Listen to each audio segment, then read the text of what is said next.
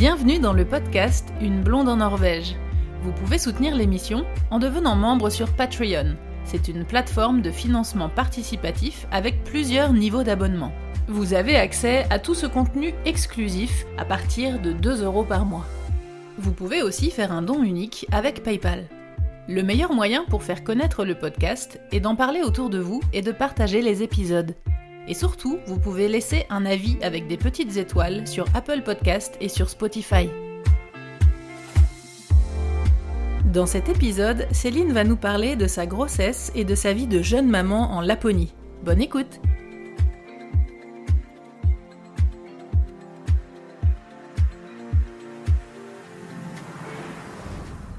Il y a un peu moins d'1 an et demi, votre vie a changé puisque vous avez eu une petite fille. Est-ce que tu peux nous dire comment s'est passée ta grossesse quand tu étais en Finlande?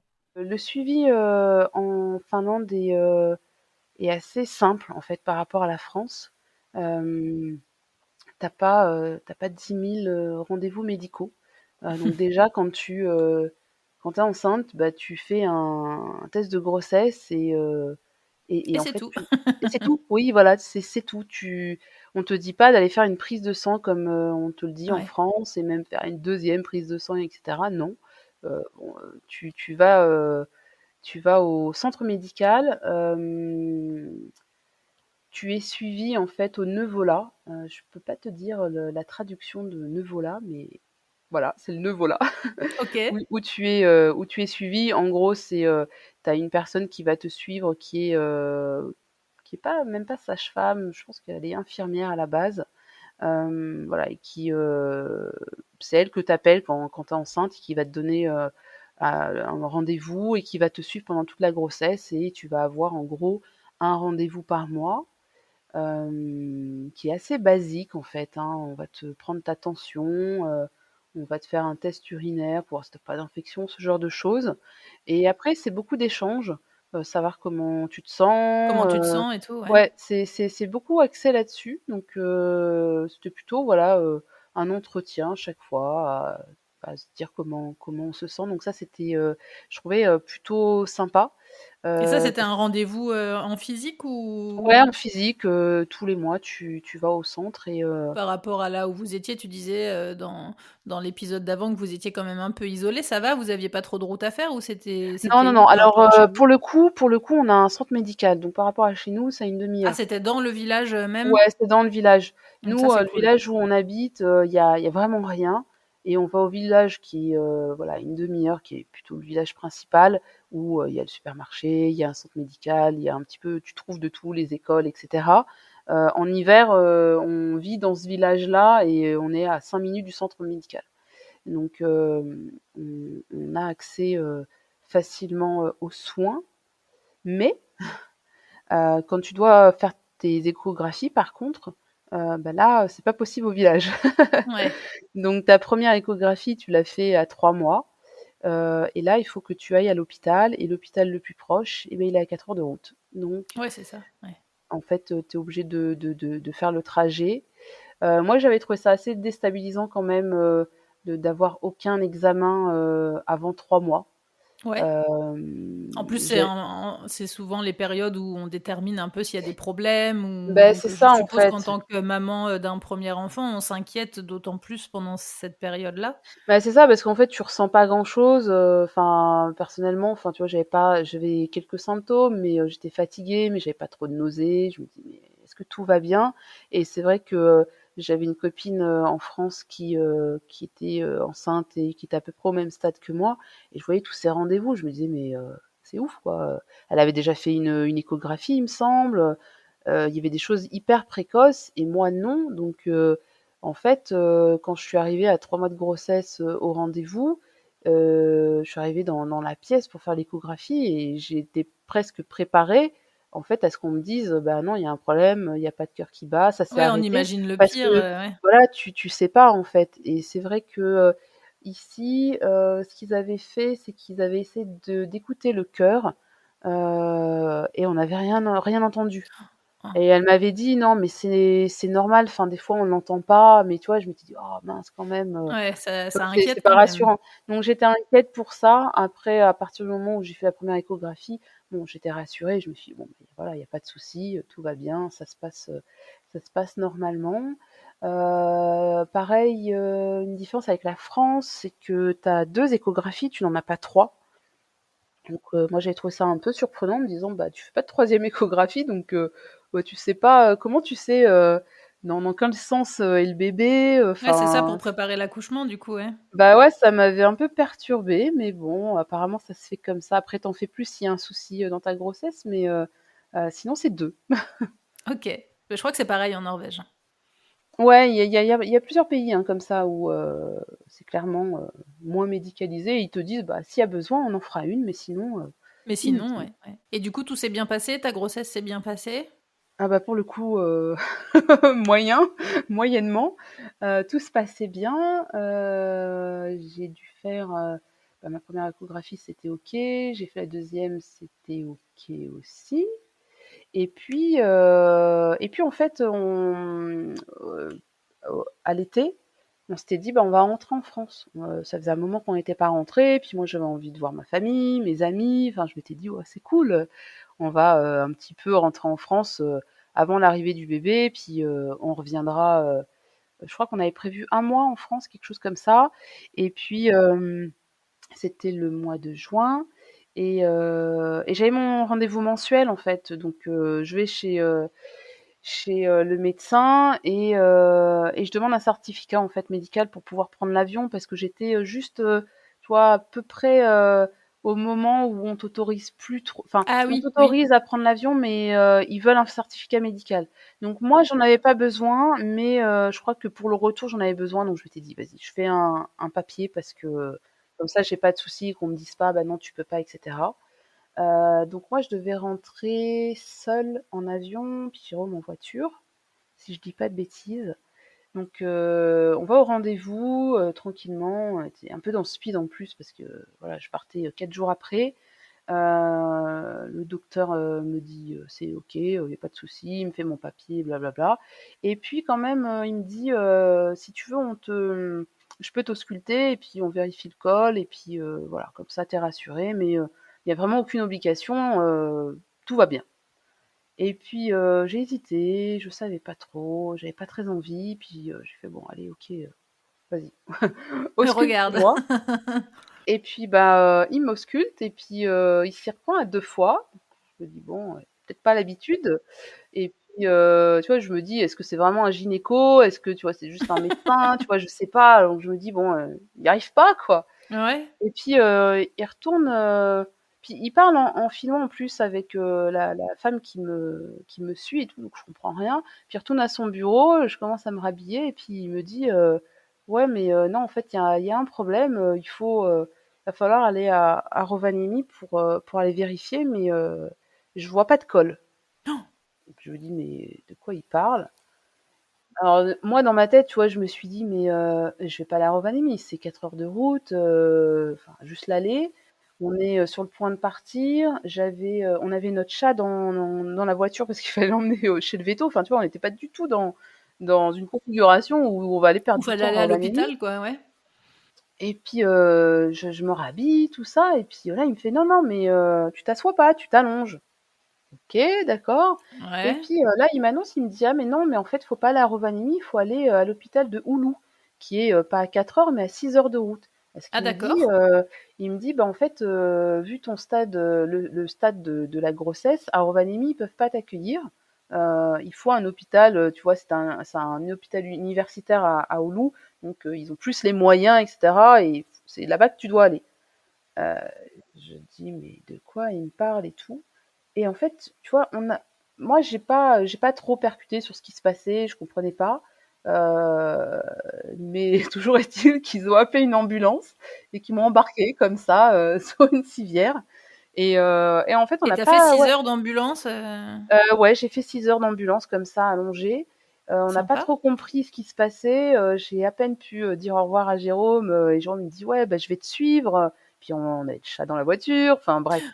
Et là, en gros, ouais, ils nous annoncent qu'en gros, je peux accoucher à n'importe quel moment et que, Ah bon? bah, vu le stade de la grossesse, bah, ça va être un très grand prématuré et que c'est chaud, quoi. Donc, moi, je réalise pas. Jérôme réalise que bah, je peux accoucher et qu'on peut perdre le bébé. Moi, je Ouais. crois que j'ai un peu occulté ce truc-là en me disant, mais non, c'est pas possible. Tout allait bien, j'avais pas Tout de allait soucis. bien, ouais, c'était un examen que tu as même failli pas prendre, enfin Ben pas voilà. faire. Donc, je comprends pas. Bon, après, lui il est rassuré par le médecin qui lui dit, non, mais même si le bébé arrive, oui, ça va être un grand prématuré, mais aujourd'hui, on arrive à gérer les choses, etc. Donc, bah, du coup, je me retrouve à Oulu à 6 heures de chez moi, où on m'ausculte de nouveau. Et effectivement, on me dit, bah ouais, le col est raccourci et en plus, il y a des contractions que moi, je ne sentais pas. J'avais senti des petites choses, mais on m'avait dit c'est tout à fait normal à ce stade-là. C'est le corps qui se prépare. Puis c'était pas douloureux.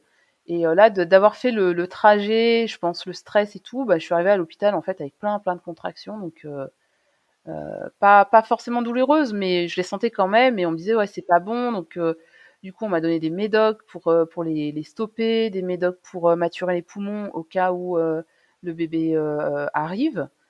Et puis j'ai passé une nuit comme ça sur place. Le lendemain matin on m'auscule de nouveau. On me dit bah ouais rien n'a changé. Et là on m'annonce que bah en fait l'hôpital est plein, qu'il y a une place pour moi, mais que si mon bébé arrive, il n'y a pas de place en fait en En maternité. réanimation et que du coup il va falloir que je bouge.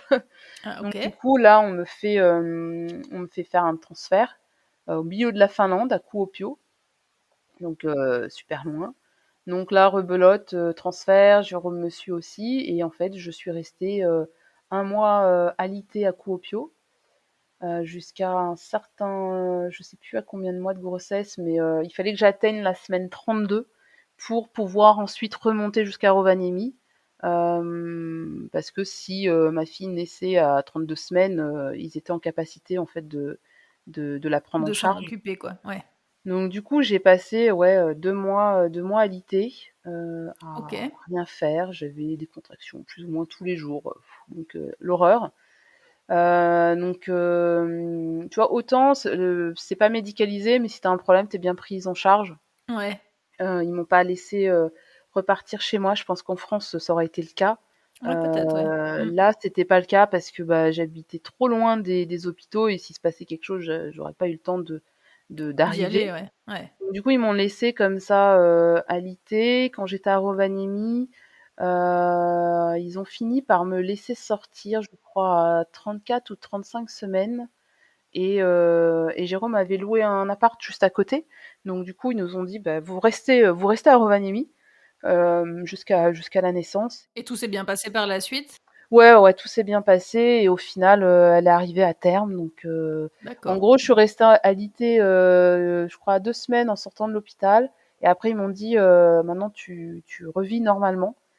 J'ai commencé à revivre normalement et je continue d'avoir des contractions. Et malgré ça, tu vois, j'accouchais pas. Donc au final, elle est arrivée au bon moment. À terme, OK. Ouais, ça a été un gros stress, quoi. Bah ouais, je me doute, ouais.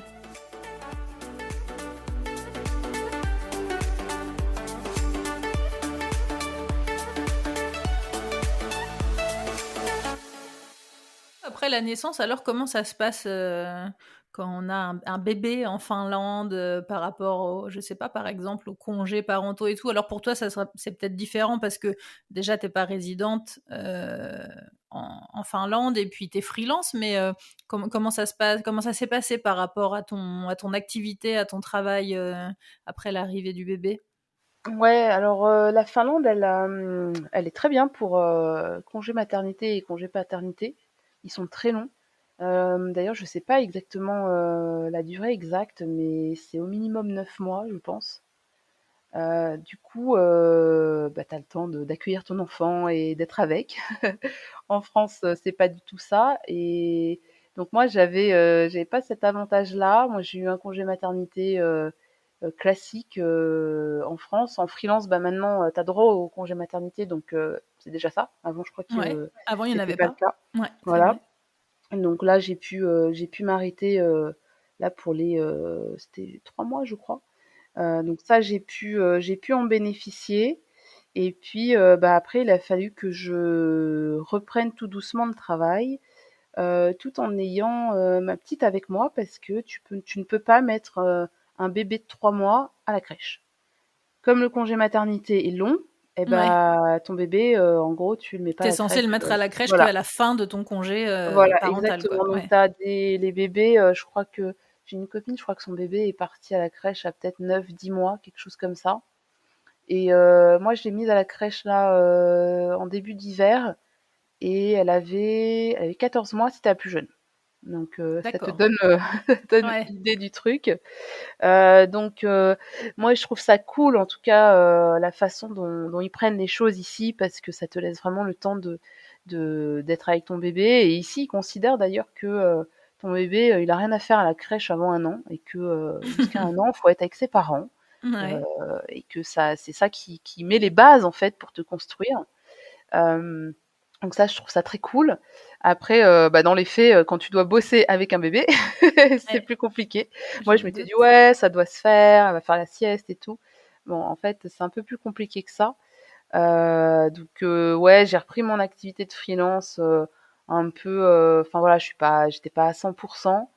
On a dû gérer notre saison Bah, c'est ça, avec. du coup, j'allais te poser la question quand vous faites les tours et que vous allez avec les touristes plusieurs jours, voire une semaine, qu'est-ce que vous faites de votre petite? Bah, du coup, elle avait 3 mois sur la première saison, et en fait, ça s'est bien passé parce que c'est Jérôme qui gère, vraiment les séjours, en fait. Donc c'est lui, tu vois, qui va aller les chercher à l'aéroport, qui va les amener aux activités, qui va être avec eux, vraiment sur toute la semaine. Moi, je gérais une journée de randonnée, donc ça, j'ai dû l'abandonner parce que, bah, je Oh, pouvais pas. l'abandonner. Voilà, bah, c'était, tu vois, c'était un peu ma journée où je pouvais sortir et tout, Ouais. donc c'était cool. Donc là, j'ai arrêté, et c'est Jérôme qui a repris ça. Et moi, je restais avec la petite. Donc l'hiver dernier, voilà, je suis vraiment restée avec la petite. J'étais d'ailleurs assez isolée parce que il y avait encore ces histoires de Covid. Nous, fallait qu'on fasse gaffe de pas le choper parce que pour les séjours, ça allait être compliqué sinon. Donc on est très très peu sortis. Mais Parce que par rapport globalement, à l'endroit où vous habitez, comme tu disais dans l'épisode d'avant, qui est quand même assez isolé et tout ça, t'as pas eu y a pas eu de soucis par rapport au bébé? Tu t'es pas senti vraiment trop seul, trop isolé? non, non, non. Après, je pense que tout le monde n'aurait peut-être pas réussi à vivre le truc comme moi. Moi, ça me dérange pas tu vois, de pas trop voir de monde. Enfin, je peux le gérer en fait. Et, euh, et j'étais plutôt bien en fait. Moi, j'ai pris ça en fait comme une chance en me disant, en fait, je suis avec mon bébé, j'ai la chance d'être avec, et je suis pas obligée d'aller bosser dans un bureau. Je suis pas obligée de la mettre à la crèche. Donc j'ai profité d'elle en fait. Et l'année dernière, du coup, ouais, je sortais quand même pas mal. Enfin, je sortais dehors dans la nature pour pas être avec du monde, mais je sortais tous les jours, chose que je ne faisais pas les hivers précédents. Et Jérôme souvent me disait, ouais, faut que tu sortes parce que rester enfermé, c'est pas bon pour le moral, pour la tête. Va marcher. Et j'avais la flemme en fait parce que bah, quand il fait pas beau et qu'il fait froid, t'as juste pas envie de sortir. Là, je sortais automatiquement parce que c'était ma façon de la faire dormir pour ses siestes. Et du coup, j'ai pris le pli où, tu vois, tous les jours, j'allais faire ma petite balade, et en fait, j'aurais pu marcher juste une demi-heure et après me dire, bon, c'est bon, elle s'est endormie. Mais en fait, je marchais plus et ça me faisait du bien d'être dehors et de profiter. Et donc, c'était plutôt cool en fait.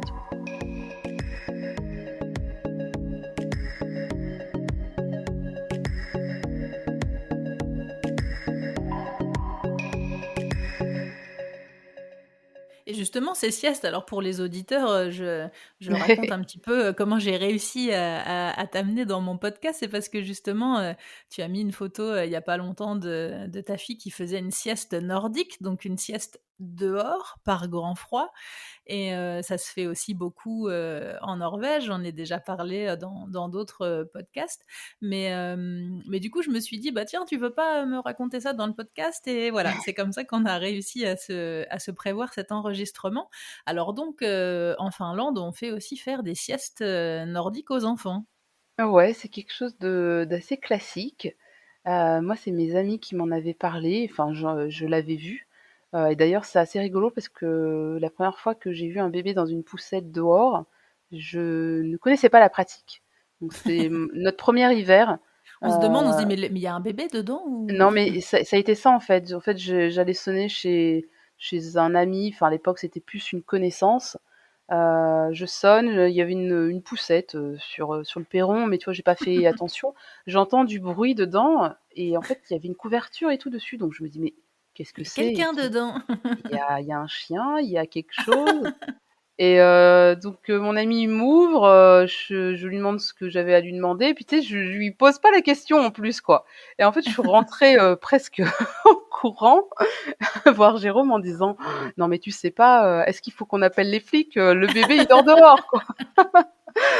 Et je connaissais pas en fait. Et c'est là en fait que j'ai appris que ici on faisait dormir les bébés dehors, que c'est bon pour leur système immunitaire Immunitaire, ouais. et que ils dorment bien en fait au froid, bien emmitouflés. Et donc c'est une pratique qui est assez commune. Donc nous, quand on a eu Lucie, bah, nos amis nous ont dit: «Ah bah, va falloir qu'elle fasse ses siestes dehors». Donc au tout début, j'étais très flippée, j'osais pas. Après j'ai posé la question: «Ouais, à partir de quand je peux faire ça?» Donc je crois que j'ai attendu qu'elle ait 4 mois, il me semble que c'était 4 mois. Et il y a des J'étais températures, minimum à pas dépasser, je suppose? Ouais, alors, tu vas pas au-delà de -20. Alors, tu vois, moi, quand il commence à faire -17, tu vois, je suis là en train de me dire, ouais, je sais pas si je vais la mettre dehors, j'aime pas trop, quoi. Mais ouais, au-delà de -20, il fait vraiment froid. Ou s'il y a beaucoup de vent, ça, c'est pas bon non plus. Et combien Donc, de temps elle dure ces siestes? eh bien, elle peut durer 2 heures. Moi, elle m'a fait 3 heures, même un peu plus de 3 heures cet hiver. Et c'est assez hallucinant parce qu'en fait, elle dort super mal à l'intérieur et à l'extérieur, elle te fait des siestes comme ça, Mais c'est vrai hyper que c'est longues. rigolo parce que je me rappelle de la photo que tu as postée avec la poussette dehors et ça faisait vraiment genre, poussette abandonnée, quoi. Ouais, Et tu je disais: la «Mais pose, genre, quoi. ma fille elle dort bien». Tu dis: «Mais attends, elle est dedans là?» Ouais, les gens hallucinent, bah, les touristes qui viennent ici. Et des fois, Jérôme me dit: «Ouais, bah, quand vous venez vers la voiture, faites pas trop de bruit, il y a Lucie dans la poussette». Et ils disent: «Quoi? Elle dort dehors?» Elle «Oui, dort oui». dehors. Mais ouais, non, ça marche bien. Donc l'année dernière, ouais, il fallait. Elle avait quand même un petit peu de mal, donc j'étais obligée de prendre la poussette, d'aller faire un tour avec elle. Donc elle s'endormait assez facilement. Par contre, au bout d'une demi-heure, elle se réveillait. Donc du coup, j'étais obligée de marcher plus d'une demi-heure. Et après, tu vois, je pouvais poser la poussette et c'était OK. Du coup, tu mets le babyphone dans la poussette et Ouais, ouais, et je le mettais pas toujours parce qu'en fait, quand elle est sur le perron, au chalet, tu l'entends en fait si elle se réveille.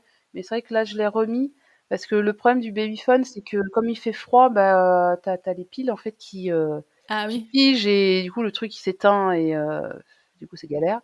Mais là, j'ai trouvé un système où ça tient le temps de sa sieste, donc c'est OK. cool. Mais cet hiver, c'est vrai que quand on est revenu et pour sa première sieste, je me suis dit: «Oh là là, ça fait des mois qu'elle a pas fait de sieste dans la poussette. Ça, on va galérer, ça va pas marcher». Puis elle est plus grande, plus éveillée, donc ça va pas le Ouais. faire. Et en fait, je l'ai posée dans la poussette. On était pas sortis du chalet parce que j'ai rentré la poussette à l'intérieur et elle était déjà en train de s'endormir. Donc maintenant, je n'ai même plus besoin de marcher, c'est je D'aller la pose sur marcher, le ouais, perron et elle dort. ça suffit. OK. Donc ça, c'est cool parce que du coup, ouais, je prends ce temps-là pour bosser en me disant: «C'est bon, j'ai 2-3 heures là, je bosse, Ma je fille bosse, est je bosse». dehors. C'est vrai que c'est Ouais. bizarre. Mais en Norvège, c'est rigolo parce que, du coup, les mamans, qui se retrouvent pour aller faire un tour comme ça, et qui vont, par exemple, boire un café ou un thé, pour discuter et pour elles, se mettre au chaud, bah, du coup, elles laissent toutes les poussettes dehors, en ligne, en fait. Et du coup, tu as Oui. des espèces, des fois, de lignées de poussettes et tu te dis: «Oh là là, il y a un rendez-vous de maman, là». Mais c'est vrai que c'est hallucinant ce que tu dis, il y a les poussettes, mais il y a les bébés dedans, mais enfin, à l'intérieur, dans le bar avec les mamans, mais non, non, les bébés sont dans la poussette dehors, Ouais, j'ai déjà vu des c'est photos comme rigolo. ça, ça doit être impressionnant quand même. Ce qui est intéressant avec la Finlande, c'est que c'est un pays à la fois très différent de la Norvège,